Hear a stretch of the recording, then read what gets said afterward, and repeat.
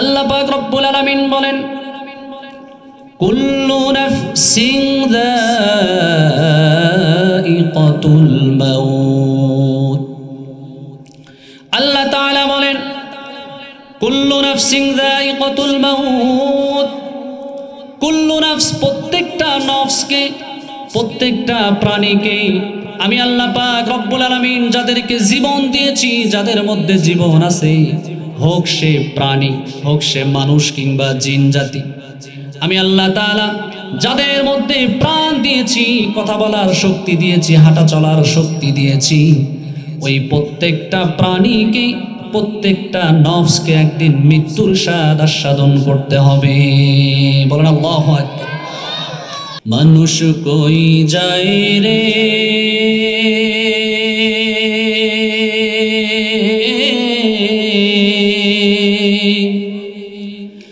দুনিয়া ছাড়িয়া,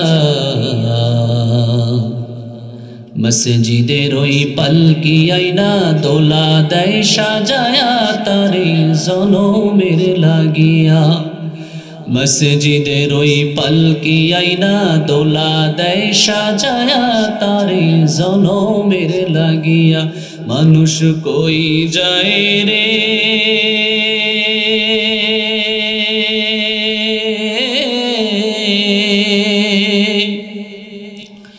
দুনিয়া ছাড়িয়া, মসজিদের ওই পালকি আইনা দোলা দেয় সাজায়া তারে জনমের লাগিয়া। মসজিদের ওই পালকি আইনা দোলা দেয় সাজায়া তারে জনমের লাগিয়া।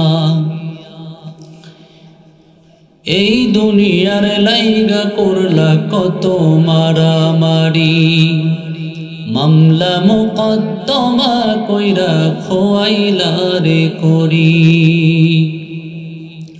এই দুনিয়ার লাইগা করলা কত মারামারি, মামলা মোকদ্দমা কইরা খোয়াইলা রে করি। আজকে তুমি যাবে চলে,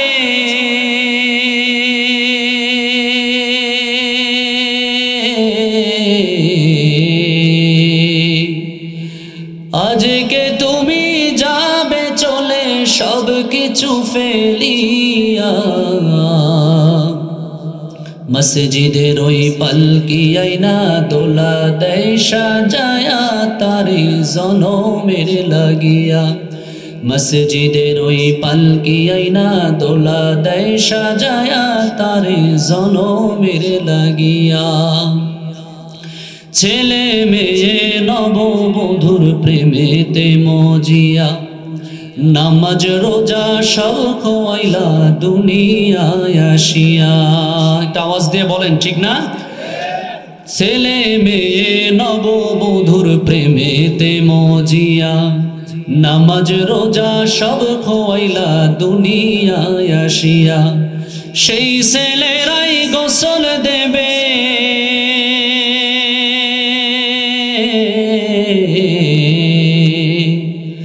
সেই ছেলেরাই গোসল দেবে মশারি টানায়া।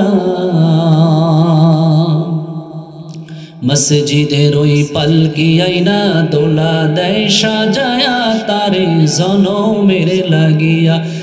মানুষ কই যায় রে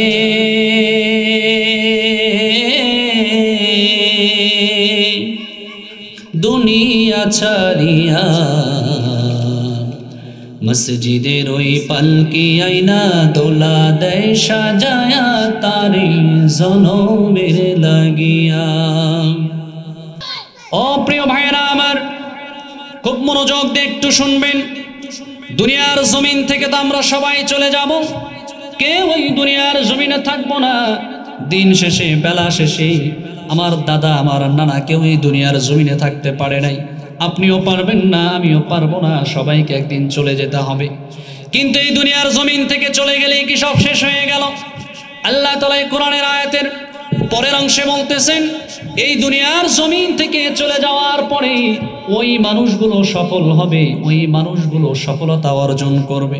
কারণ আমরা তো দুনিয়ার জমিনের সফলতাকে মূল সফলতা মনে করি।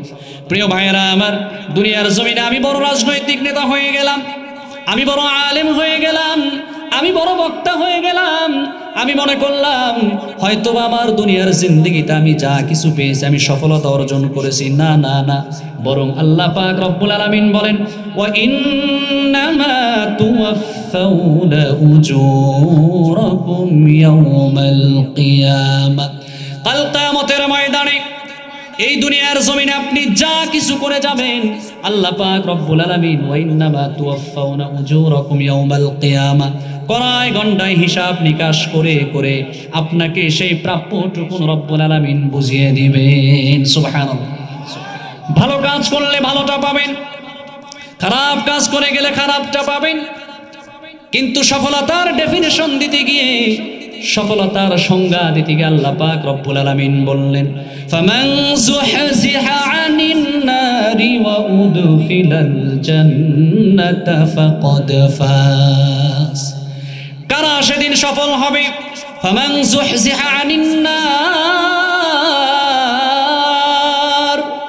যেই মানুষগুলোকে জাহান্নামের আগুন থেকে, যেই মানুষগুলোকে জাহান্নামের আগুন থেকে বের করে ওয়া উদখিলাল জান্নাহ, জান্নাতের মধ্যে প্রবেশ করানো হবে, জান্নাতের মধ্যে দাখিল করে করানো হবে, ওই মানুষগুলো হবে ফাকাদ ফাজ।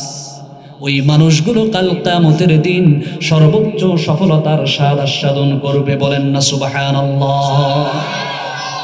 সফলতার ডেফিনেশন বুঝেছেন তো? সবাইকে মরতে হবে। মৃত্যুটা কেমন? যখন মানুষের মৃত্যুর সময় এসে যাবে, মালাকুল মাউত যখন মৃত্যুর পরোয়ানা নিয়ে আপনার আমার মাথার সামনে চলে আসবে, যখন আপনার জানটা, রূহটা আপনার ভিতর থেকে বের করবে, ওই সময় ওই মানুষটার হালত অবস্থা এমন হবে, সে যে দুনিয়ার জমিনে 70 বছর 60 বছর জিন্দেগি বেঁচে ছিল, তার কাছে 70 বছর 60 বছর 90 বছর বা যে যতটুকুন সময় দুনিয়ার জমিনে আনন্দ ফুর্তি মজা করেছে, ওই মৃত্যুর সময় এই সমস্ত 60 বছর 70 বছর জিন্দেগির সমস্ত আনন্দ কেন যেন তার কাছে ক্ষীণ মনে হবে। হায়রে, এত কষ্ট হবে। এই যে 60 বছর 70 বছর সে দুনিয়াতে সুখ শান্তি বিলাসিতা করেছে, আরাম আয়েশ করেছে, সব কিছু তার কাছে ঠুনকো মনে হবে। কার কাছে? মৃত্যুর যন্ত্রণার কাছে।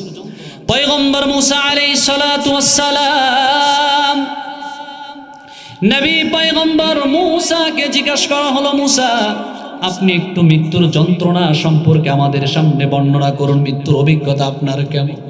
পয়গম্বর মুসা আলাইহিস সালাতু ওয়াস সালাম বললেন, মৃত্যুর অভিজ্ঞতা হচ্ছে আমার এমন, মৃত্যুর অভিজ্ঞতা হচ্ছে আমার এমন, একটা উটকে যদি গলার মধ্যে ছুরি না লাগিয়ে জ্যান্ত একটা জীবন্ত একটা উটের চামড়াটা টেনে হিসড়ে শরীর থেকে ছিলে ফেলে দেওয়া হয়, ওই উটটার যে পরিমাণ কষ্ট হয়, মৃত্যুর যন্ত্রণার অভিজ্ঞতাটা আমার কাছে তেমন।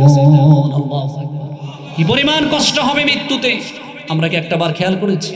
এই মৃত্যু সবার কাছে আসবে, রাজা বাদশাহ, আমির ফকির, নৌকার চাকর, সবার কাছে, রিক্সাওয়ালা ঠেলাওয়ালা, সবার দরজায় সেই মৃত্যু একদিন কি করবে? করা নাড়বে। কথা বলেন ঠিক কিনা? সবার কাছে একদিন এই মৃত্যু আসবে। আসার আগে কি পারমিশন নেবে? পারমিশন নেবে? আল্লাহ পাক টাইম টেবিলটাকে সাজিয়ে দিয়েছেন, এটা ডিসিপ্লিন করে দিয়েছেন। সূরাতুন নাহলের মধ্যে আল্লাহ তাআলা বলেন, فإذا جاء أجلهم لا يستأخرون ساعة ولا يستقدمون। মৃত্যুর একটা সময় রয়েছে, নির্ধারিত সময়ের 1 মিনিট আগেও মৃত্যু আসবে না, 1 মিনিট পরেও 1 সেকেন্ড পরেও মৃত্যু আসবে না। মৃত্যুর জন্য যে নির্ধারিত সময় রয়েছে, ওই সময়ে কাঙ্ক্ষিত মৃত্যু আপনার সামনে এসে হাজির হয়ে যাবে। ওই সময় আপনি যতই চেষ্টা করেন না কেন, যেখানে গিয়ে আপনি ঘুমান না কেন, মরণ থেকে যতই পালাও, মরণ তোমায় লইবে ঘিরি, যদিও সুদূর আকাশ পানে পালাও সে তাই লাগিয়ে সিঁড়ি। মৃত্যু খুঁজে নেবে সেখান থেকে আপনাকে। 1 সেকেন্ডের জন্য বিবির কাছ থেকে একটু বিদায় নেই, মার কাছ থেকে একটু বিদায় নেই, এই সময়টুকুন আপনাকে মৃত্যু দেবে না। যখন যেখানে যেভাবে মৃত্যু লেখা আছে, মৃত্যু আপনার হয়ে যাবে, টাইমটা জানা নাই। এই টাইমটা মৃত্যু কখন কার হবে এটা কোনো নবী রাসূলগণ লা নাবিয়্যুন মুরসালুন ওয়ালা মালাকুন মুকাররম, না কোনো প্রেরিত রাসূল জানেন, না কোনো নিকটবর্তী ফেরেশতা জিবরাইল যিনি আদান প্রদান করতেন, তথ্য বার্তা নিয়ে আসতেন, ওহী নিয়ে আসতেন, তিনি পর্যন্ত কি জানতেন না। এ খবর জানে একমাত্র কে?